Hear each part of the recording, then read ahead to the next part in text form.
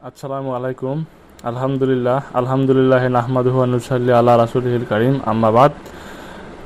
Royal Enfield classic 350, শুরুতেই বলবো এই গাড়ির রাইডিং কমফোর্ট নিয়ে।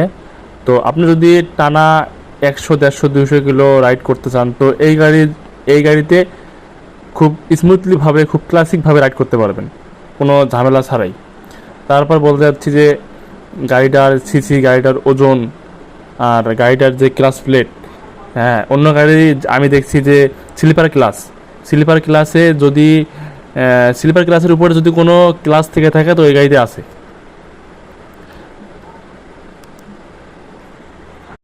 গাড়ির ওজন মোটামুটি 195 কেজি, প্রায় 200 কেজি।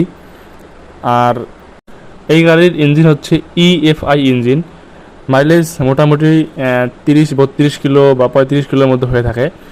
তো যাদের মাইলেজ নিয়ে সমস্যা নাই তারা এই গাড়িটা চোখ বন্ধ করে কিনতে পারেন। আর ইঞ্জিন অয়েলটা এই গাড়িতে খুব ভালো পারফরমেন্স দেয়।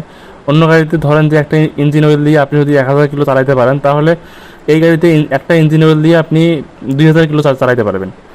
আর ব্রেকের কথা বলতে গেলে বলা যায় যে ব্রেকটা এতটাই স্মুথ যে ব্রেকে শুধু মানে চুল পরিমাণ একটু চাপ দিলেই গাড়ি একদম কন্ট্রোলে চলে আসে।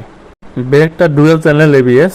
তো ABS ব্রেক আপনারা তো অবশ্যই জানেন যে ব্রেকটা কেমন হবে। অবশ্যই খুব সুন্দর ব্রেক ধরে মজা আছে।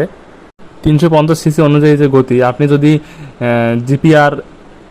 জিপিএক্স ডেমন অথবা R15 দিক যা চালান, তাহলে 100 উঠলে হয়তো বোঝা যায় যে 100 উঠছে, বোঝা যায় না 100 উঠছে। আর এই গাড়িতে 100 উঠলে আপনি বুঝতে পারবেন যে হ্যাঁ, গাড়িতে 100 উঠছে। এই গাড়িটা স্মুথলি 100তে চালা যায়। 100তে চালানোর পর অন্য গাড়ি যেমন একটু ভাইব্রেশন করে, আর এই গাড়িতে আমি যে চালাইছি 100 স্পিড অবস্থায় মানে আমি কোনো ভাইব্রেশন অনুভব করিনি।